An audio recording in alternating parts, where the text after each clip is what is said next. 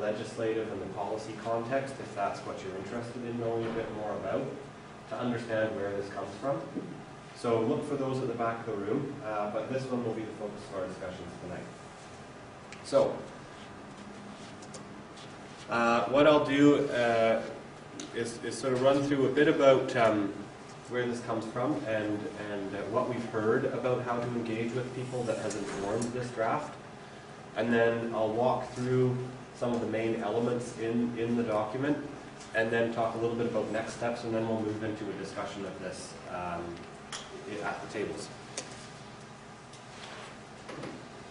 So I think I've already sort of said that, so let's keep going. So where did the strategy come from? Rebecca mentioned that a year ago we had a forum. Some of you were in attendance, others of you probably know about it. One of the things that was talked about in the forum was what are your ideas and suggestions as potential participants in this kind of planning process about how to engage with you. So out of that forum came some sort of broad feedback on that. And after the forum there was a series of community meetings where we sort of continued that conversation with smaller groups in more focused settings, which gave us a little bit more direction about where to take this strategy for engaging people. That led to, in the fall, a meeting where we sort of put together a very brief version of this that outlined some really basic and broad ideas, and if you can advance the slide. One of the sort of the centerpieces of that early draft, which we put together in the fall, was this diagram that showed how do these groups in the governance framework, so First Nations and federal government agencies and the province of British Columbia, how do they engage and support a planning process with all other interested and affected parties? How do they relate to one another?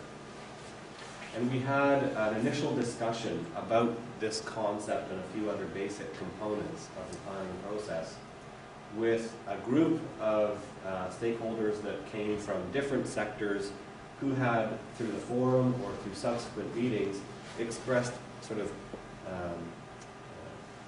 a little bit more interest in providing us with guidance on this. So what we're doing now is basically expanding on those three components to talk about other ways that people can engage. So in the diagram, it sort of starts with this Integrated Oceans Advisory Committee. The intention with that group is that it be a body where we're bringing together different interests and having sort of a discussion about recommendations for an integrated management plan, and that body would be supported by what you've heard earlier, this planning office. And so the planning office is a group of participants from federal agencies, from First Nations, as well as observers from the province, that does a lot of the day-to-day work to move things forward. And then that last piece, the governance framework, is really sort of a body of people like Rebecca and Bruce and others from different federal agencies, again, who provide a bit of strategic direction to where this initiative goes and how it unfolds, and also provide some direction to the planning office. What we're going to do, or what we've done with this strategy, is try to expand beyond this idea of an advisory committee to say, well, what are the other ways that people can engage with this planning process? Because obviously you can't have everyone up and down the coast on an advisory committee. It's not feasible, and a lot of people don't have that kind of time or may not be interested in engaging in that way. So are there other ways that we can find or create opportunities for people to provide input? So these are the sort of the 5 main themes or opportunities that we're suggesting, and I'll talk about each of them in turn. So the first, just to expand a little bit on this Integrated Oceans Advisory Committee, or IOAC. That's this body that's intended to be multi-sectoral, so we're participants from different interest groups. It's intended to be a group that's, that works towards consensus. It's intended to involve all of these different parties, recognizing that we're going to need to address some difficult questions around what is the composition of that group or its membership, how big is it going to be, and these are questions that we're going to be posing to you. So these are things that we're looking for your feedback And just to sort of give you a sense of what this group might do, is we would be looking to this group for input and discussion on things like the goals and objectives for this initiative, the identification of priority issues that need to be addressed, things like that would be the kinds of questions we would be posing to this group. And so now, Alex, do you want to sort of kind of walk through the questions already? Neil's really touched on the questions, but just to remind you, so the specific questions are, first of all, when you look at the mandate of the group that's in the draft document, how would you change that? How would you alter that? Second is the composition, the participation on the group. How would you suggest modifying that? And then third, how would you make it work effectively? Okay? Great. Okay, so next slide. So in addition to that advisory committee, we have also heard over the past year that there's a real interest in work that could be done that's more focused in some way, either on a specific area within this large PNCIMA area, or on a specific topic. You know, out of that discussion about priority issues, it may become clear that there are a number of things that we need to do a bit more work on, and that may warrant further discussion in a group that's focused just on that subject.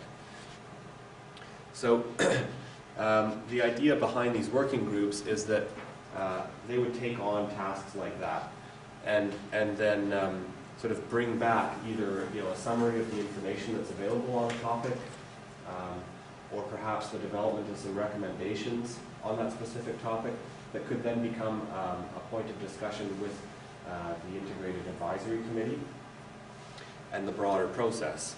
We recognize that depending on the topic, membership's going to need to vary, right? So it may make sense in one example to have a certain set of members that isn't the same if the topic were different for another subject, or in another instance.